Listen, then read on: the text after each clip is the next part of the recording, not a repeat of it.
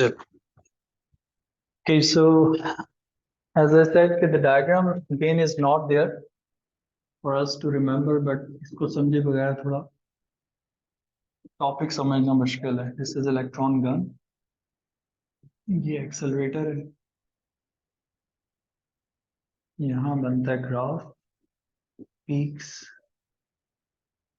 और ये हमारा सेंसर, और ये सारा मैग्नेटिक फील्ड है.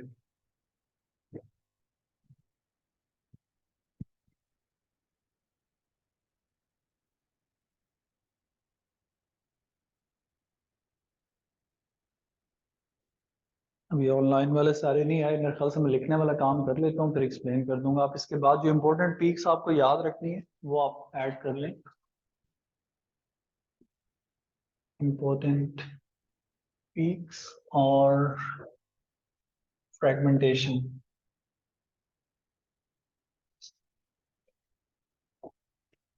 Important peaks or fragmentation.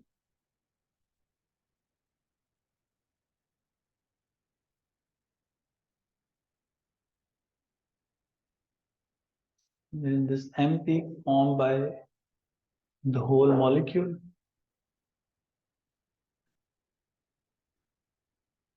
at M over E equals to MR.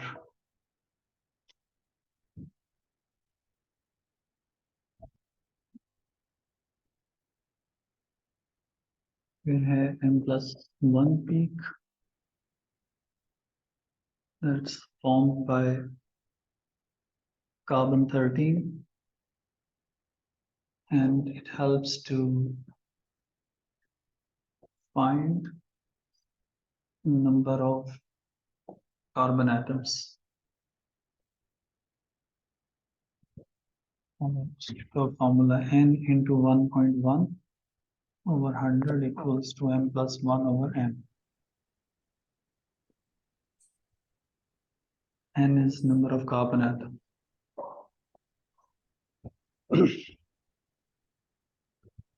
के बाद फिर है M+2 peak, that's formed by one halogen atom, और वो हमारे सिलेबस में क्लोरीन ब्रोमीन है बस.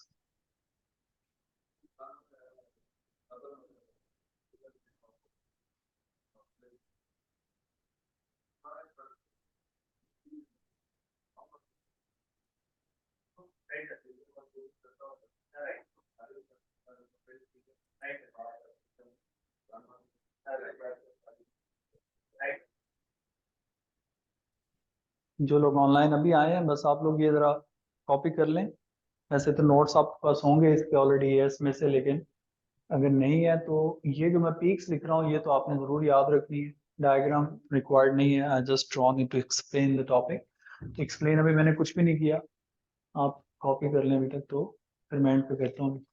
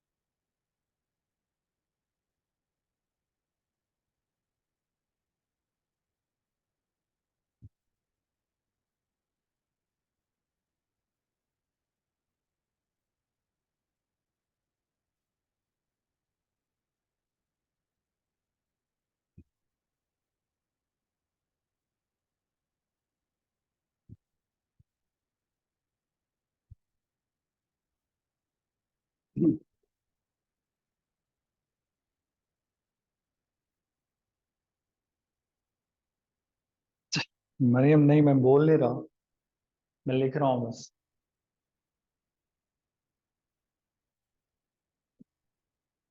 That's my favourite part. अभी आप लिख लो ना, मैं सारा एक्सप्लेन करता हूँ।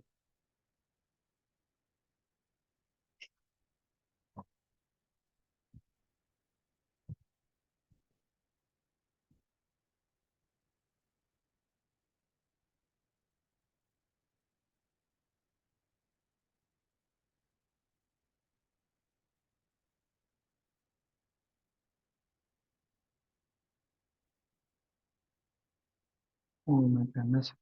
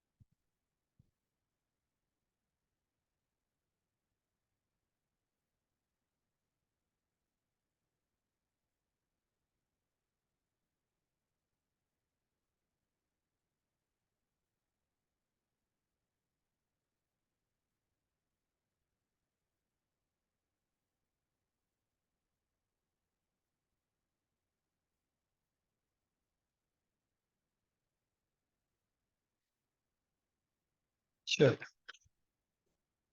अब मैं इसको एक्सप्लेन करता हूँ, आप लोग समझ लें। This is sort of one technique or topic from AS that's much expected to come back in P4, and otherwise इसके question P4 में ही जाता है। तो जब आप अपने ये जो टॉपिकल्स हैं, कल मैंने टेक्निक्स की वर्कशीट शेयर की थी, उसमें आपको इसके क्वेश्चन मिल जाएंगे, तो don't leave them, simply try and practice. क्योंकि अगर आप उन क्वेश्चंस को प्रैक्टिस भी करेंगे तो आप देखेंगे कि 80% क्वेश्चंस में ये जो पीक है ना, M+1 पीक, इसकी डिटेल आपको चाहिए होती है। क्योंकि एनएमआर से कनेक्टेड क्वेश्चन आता था इसका हमेशा।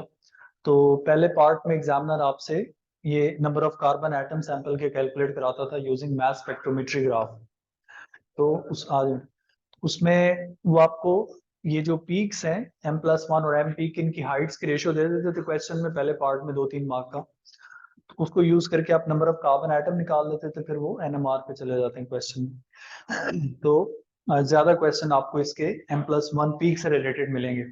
अब इस टेक्निक में है क्या, वर्किंग डायग्राम रैशनल थोड़ा मैं एक्सप्लेन करता हूँ, but you are not required to really know that कि जी कहीं डायग्राम ड्रॉ और आपको लेबल करनी पड़ जाए, ऐसा कुछ नहीं है।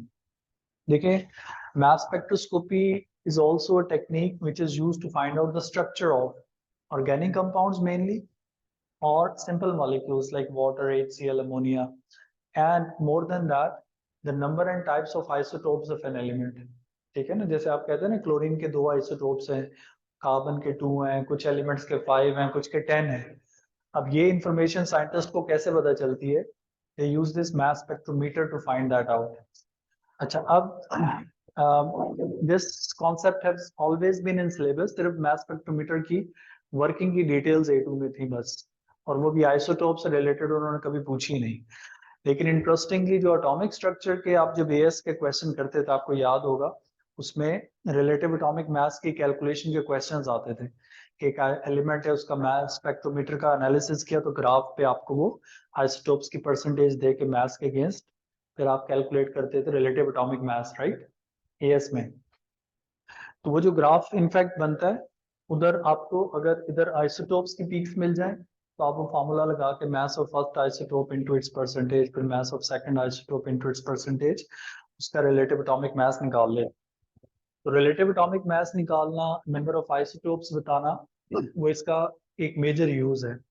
तो आप ये समझें कि पीरियोडिक टेबल में जितने भी एलिमेंट्स हैं, नेचुरल और सिंथेटिक भी, उन सब के लिए साइंटिस्ट ने उन्होंने मास स्पेक्ट्रोस्कोपी करके उनके नंबर ऑफ आइसोटोप्स डिटरमिन किए हुए ऑलरेडी, और फिर ही उनके रिलेटिव एटॉमिक मास निकलते हैं। ठीक है ना, रिलेटिव एटॉमिक मास किसी एक आइसोटोप से नहीं भी बना सकते आप उसके सारे एलिमेंट्स डिस्कवर करते हैं पहले नेचर से, फिर बना सकते हैं। और किसी एलिमेंट के सारे आइसोटोप्स को नेचर में डिस्कवर करना is not an easy job. आपको उसकी सैम्पलिंग करनी पड़ती है almost all over the globe. आप कुछ सैंपल लेंगे साउथ अफ्रीका से, कुछ लेंगे इंडिया से, कुछ लेंगे रशिया से, और हर जगह देखेंगे कि क्लोरीन की परसेंटेज क्या है नेचर में, और फिर आप उसका रिलेटिव एटॉमिक मास निकालते हैं। ठीक है, अब वो पार्ट A2 में नहीं है हमारा concept, main concern organic compound के एनालिसिस के साथ। अब इस टेक्निक में होता क्या है, जिस कंपाउंड का भी आपने स्ट्रक्चर पता करना है, सपोज ये इथेनॉल है, इसका अगर मैं स्ट्रक्चर डिटरमिन करना चाह रहा हूँ, तो वो सैंपल हमारा आ जाएगा इस आयनाइजेशन चेंबर में गैसियस फॉर्म में। So your sample is turn into gaseous form and it is sent into this square area, इसको आयनाइजेशन चेंबर बोलते हैं। जैसे ही वो मॉलिक्यूल्स गैसियस फॉर्म में इधर आ जाते हैं, तो इलेक्ट्रॉन गन से हाई स्पीड इलेक्ट्रॉन्स आते हैं and they strike and bombard on the sample molecules. जो हाई स्पीड इलेक्ट्रॉन्स आते हैं, जब वो सैंपल के मॉलिक्यूल के ऊपर आकर स्ट्राइक करते हैं, तो they lead to breaking off the bonds in the molecule and break it into fragments और पीसेस, उसके टुकड़े टुकड़े कर देते हैं।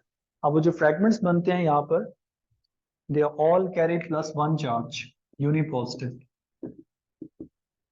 ठीक है, 1 positive, never 2 positive fragment will be formed, क्योंकि इलेक्ट्रॉन गन की एनर्जी और स्पीड आप इतनी रखते ही नहीं है कि एक इलेक्ट्रॉन निकलने के बाद दूसरा भी निकल जाए। जैसे ही एक इलेक्ट्रॉन निकलता है तो प्रोटॉन ज्यादा होते हैं, फिर सेकंड इलेक्ट्रॉन निकालने के लिए आपको ज्यादा एनर्जी चाहिए, तो वो इलेक्ट्रॉन गन के इलेक्ट्रॉन्स के पास इतनी एनर्जी नहीं होती कि वो उसको 2 पॉजिटिव तक ले जाएं। अगर ये 2 पॉजिटिव तक चले जाएं तो आपका ग्राफ खराब है। So all the fragments form will be 1 positive, unipositive. अच्छा, इधर लगी हुई accelerator plate which is negatively charged और बीच में इसकी ओपनिंग है। So this accelerator pulls these fragments towards itself. जितने भी पॉजिटिव फ्रैगमेंट बन गए, ये इनको पुल करता है अपनी तरफ, और यहाँ से जब ये फ्रैगमेंट्स पास करते हैं, ये ग्लास ट्यूब है, it passes through this magnetic field, तो फिर ये डिफ्लेक्ट करते हैं और आगे जाके स्ट्राइक करते हैं सेंसर पे। डिफरेंट फ्रैगमेंट्स डिफरेंट जगह जाके स्ट्राइक करेंगे सेंसर पे, और सेंसर काउंट करेगा कि ये फ्रैगमेंट कितनी दफा आके स्ट्राइक किया इधर, और उसका ग्राफ प्लॉट कर देगा आगे पीक्स की फॉर्म में।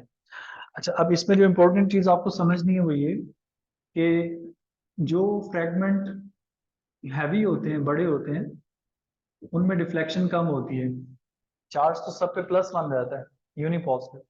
The heavier fragments deflect less because they are much heavier, और चार्ज तो +1 है, तो मैग्नेटिक फील्ड उनको ज्यादा इफेक्ट नहीं करता उनका पाथ, वो कॉर्नर दूसरे फार एंड पे जाके स्ट्राइक करते हैं। The angle of deflection depends on the mass. Heavier fragments, lesser deflection, inverse proportion है। जो बेचारा लाइटर होता है वो ज्यादा डिफ्लेक्ट करता है और इनर साइड ऑफ सेंसर पे स्ट्राइक करता है। तो चूंकि सारे फ्रैगमेंट्स डिफरेंट मास के हिसाब से स्ट्राइक करते हैं, तो हमारे पास जो ग्राफ प्लॉट होता है उसमें उस फ्रैगमेंट की परसेंटेज अगेंस्ट मास आ जाती है। m/e is mass to charge ratio. Charge E +1 है, इसको आप सिर्फ मास भी लिख सकते हैं। ठीक है ना, इस ग्राफ के एक्स एक्सिस पे मास टू चार्ज रेशियो m/e और जस्ट मास भी लिखा होगा, सेम थिंग, चार्ज +1। अच्छा, अब इसको हम अप्लाई करेंगे to the content required. The working and diagram is not required, so I just give you brief idea कि ये फ्रैगमेंट्स आए किधर से, इलेक्ट्रॉन की बम्बार्डमेंट से आए, और वो फ्रैगमेंट्स बनाते हैं डिफरेंट टाइप ऑफ पीक्स। जब वो पीक्स बनती हैं उनका हम एनालिसिस करते हैं ग्राफ पे।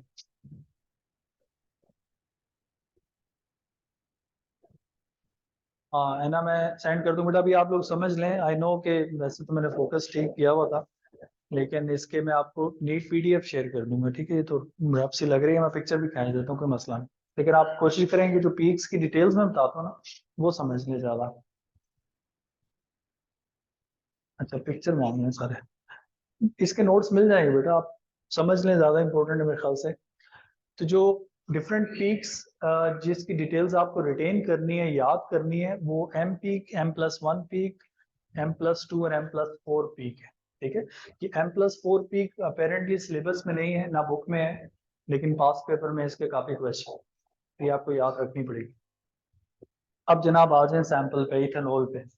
जस्ट इमेजिन कि ये मेरा सैंपल था वहां पे, और इलेक्ट्रॉन गन से इलेक्ट्रॉन आके इस पे स्ट्राइक करता है डिफरेंट जगहों पे। अच्छा, अब जब आप इसका लेंगे ना 1 मोल, तो 1 मोल का मतलब क्या होगा, इसमें 6 × 10⁻23 मॉलिक्यूल्स हैं इथेनॉल के, और 1 मोल इथेनॉल बेचारे का मास होता है 46 ग्राम्स, नथिंग। तो वन, अगर मैं इसका 46 ग्राम्स भी इधर डालता हूँ, तो भी it will be billions and trillions of molecules, right. ये बात बतानी जरूरी क्यों है, कि आपने समझना ये नहीं है कि एक मॉलिक्यूल था तो उसके ये टुकड़े बन गए तो बाकी कहाँ से आ रहे हैं।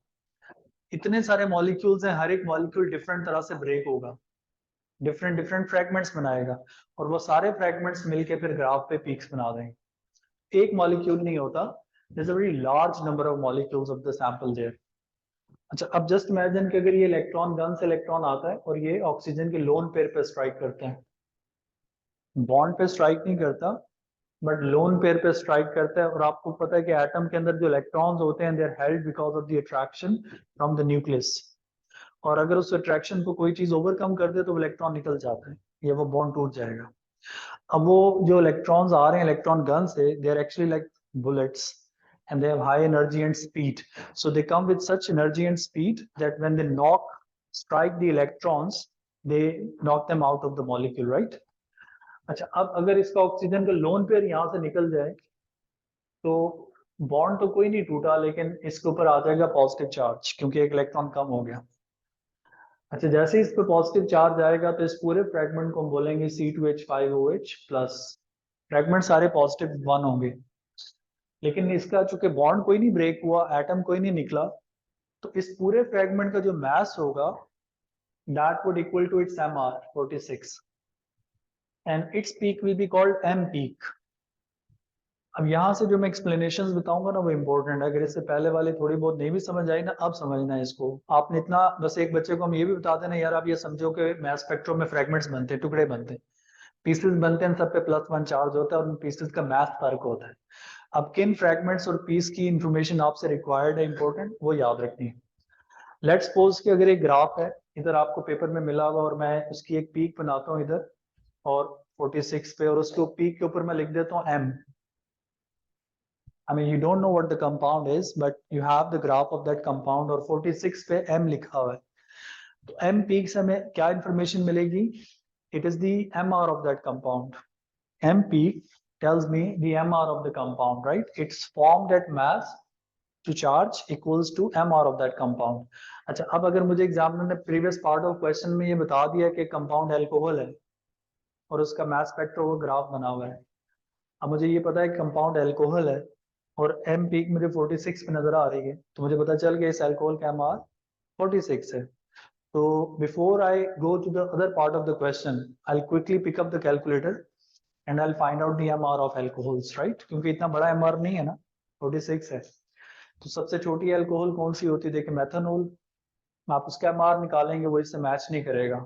उससे बड़ी अल्कोहल है इथेनॉल, जैसे ही आप उसका MR निकालेंगे वो 46 से मैच कर जाएगा, तो आपको पता चल गया ये इथेनॉल है। उसके बाद आपने देखना है कि उसने बाकी पीक्स या और क्या डिटेल पूछी आपसे। अच्छा, इसके बाद आती है M+1 peak. M+1 peak is formed by the heavier isotope of carbon, ठीक है, कार्बन 13। एक तो ये आपको डिटेल याद रखनी है कि M+1 पीक कौन बनाता है, कार्बन 13 बनाता है, हेवियर आइसोटोप ऑफ कार्बन। और दूसरी डिटेल जी, दूसरी जो आपने जो हमारे रजिस्टर स्टूडेंट नहीं नहीं नहीं नहीं, हाँ नहीं, हाँ।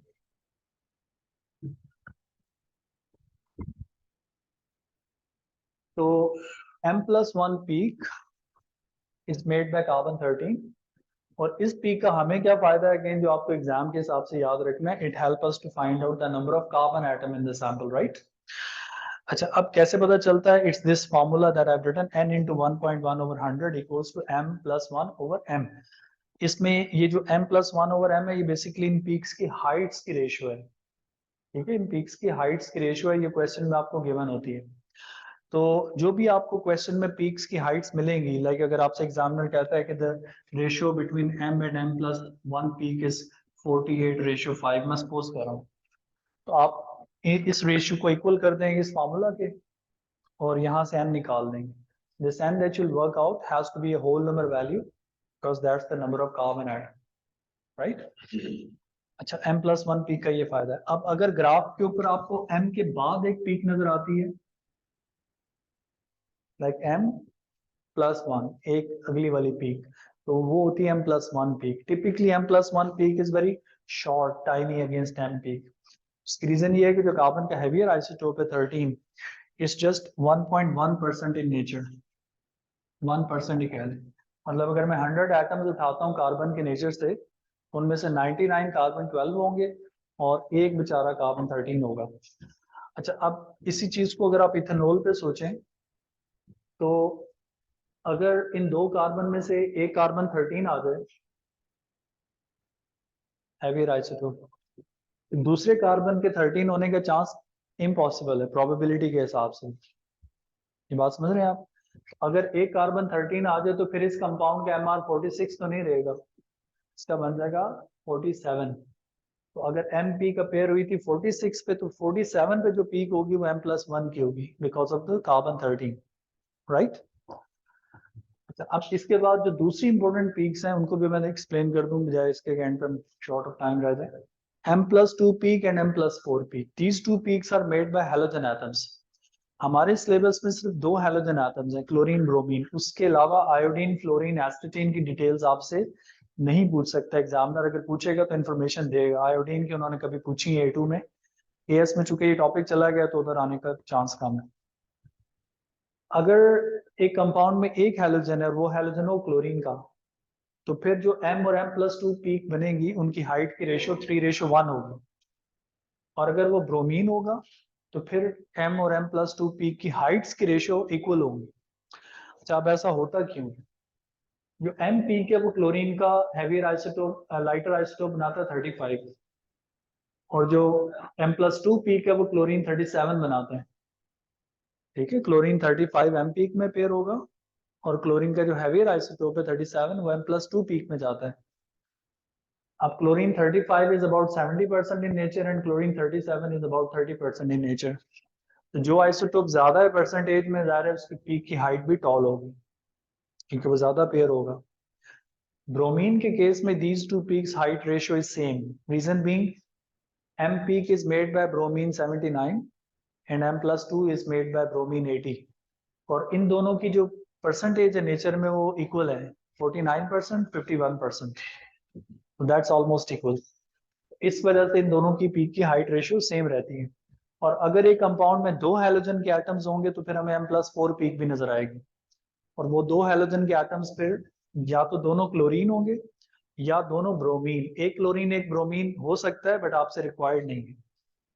जब दोनों क्लोरीन होंगे तो फिर m+2 और m+4 पीक्स की जो हाइट्स की रेशियो है दे लाइक 9:6:1, और ब्रोमीन के केस में 1:2:1।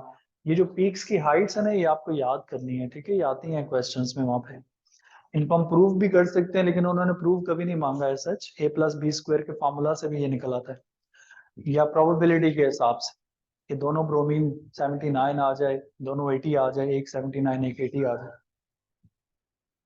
अच्छा, अब अगर इस कंपाउंड पे वापस आ जाएं, इसको देखें बोर्ड पर, जरा मुझे बताएं कि इथेनॉल के लिए will I be getting m+2 peak? Ethanol में m+2 पीक बनेगी और m+4 नहीं बनेगी। तो अगर मुझसे एग्जामिनर कहता है जी कोई इंपॉर्टेंट पीक मिसिंग है, तो I can not really guess. But अगर मुझे उसने कोई और पीक्स दी हुई है इधर, एक 15 पे और एक 29 पे, तो उन पीक्स के मैथ से मैं फ्रेगमेंट्स गेस कर सकता हूँ इसके इथेनॉल के कौन से बन सकते हैं। फ्रेगमेंट्स का गेस बहुत आता है। अब अगर आप सोचें इथेनॉल के मैं फ्रेगमेंट्स बनाऊं, तो अगर मैं इस OH वाले बॉन्ड को ब्रेक कर दूं तो ये एक इथाइल फ्रेगमेंट बन जाएगा पूरा। इथाइल फ्रेगमेंट C2H5 प्लस इसका मास होगा 29। जैसे आप MR निकालते हैं ना वैसे फ्रेगमेंट का मास निकालते हैं। और फिर अगर ये मिथाइल ग्रुप टूट जाए यहाँ से सिर्फ, तो फिर CH3 प्लस बनेगा और इसका मास होगा 15। CH2OH भी देखें, इसमें बहुत से फ्रेगमेंट्स बन सकते हैं। हम अगेन ट्राई एंड फोकस के जो एग्जामिनर ने पीक्स और फ्रेगमेंट्स पूछे हम उसी को बताएंगे। नहीं, जब आपका यहाँ से टूटेगा इथाइल के साथ तो तब OH भी निकलेगा ना। अगर उसने 17 पे बनाया हुआ है कुछ, हम कह देंगे ये OH है, क्यों नहीं बनेगा। हाँ, हाइड्रोजन मत निकालें कि उसके हाइड्रोजन तोड़ के ऐसे नशर कर दिए, तो वो 1 पे बेचारा अगर पीक कोई आ भी रही है तो उसका क्या फायदा, हाइड्रोजन है बस। तो और कोई अगर वो कह दे तो आप उसको कह देंगे ये CH2OH प्लस का फ्रेगमेंट है, इसमें से आप 15 माइनस 30 15 माइनस कर दें तो वो आ जाएगा रिमेनिंग 31 2। तो आपने फ्रेगमेंट्स गेस करने को आते हैं, और जो उसने पीक्स पूछी हैं वो आप आइडेंटिफाई कर दें कि जी ये मिथाइल का फ्रेगमेंट है, ये इथाइल का फ्रेगमेंट है। और वेरी क्विकली एक एग्जांपल मैं और ऐड करूं, एग्जांपल रादर इधर लिख देता हूं।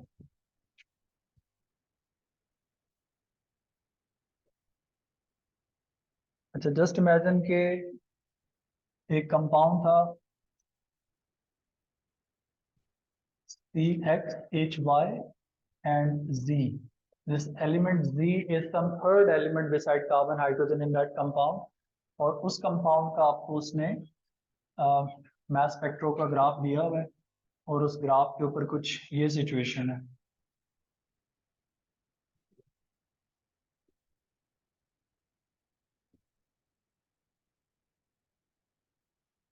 अब examiner could simply ask you that by looking at this graph, try and guess the identity of this element Z. CXHYZ, Z is some third element. This is the graph, और ये peaks दी हुई हैं। तो जैसे मैं देखता हूँ कि M+2 पीक नजर आ गई मुझे, तो वो third element will be halogen, either chlorine और ब्रोमीन। तो हाइट की रेशियो से पता चल जाएगा। तो अगर M पीक और M+2 पीक की हाइट की रेशियो इक्वल है तो that third element is bromine. तो आपसे अगर वो पूछता है कि what if this element was chlorine, how the graph will change, तो अगर ये क्लोरीन होता तो फिर आप कहोगे कि ratio of the height of the M+2 peak will B 3 times shorter than M peak. ये मैंने ज्यादा छोटी कर दी, लेकिन काफी छोटी होगी ऑब्वियसली, ठीक है ना, क्योंकि ये क्लोरीन 35 ने बनाई है और वो 37 ने बनाई है।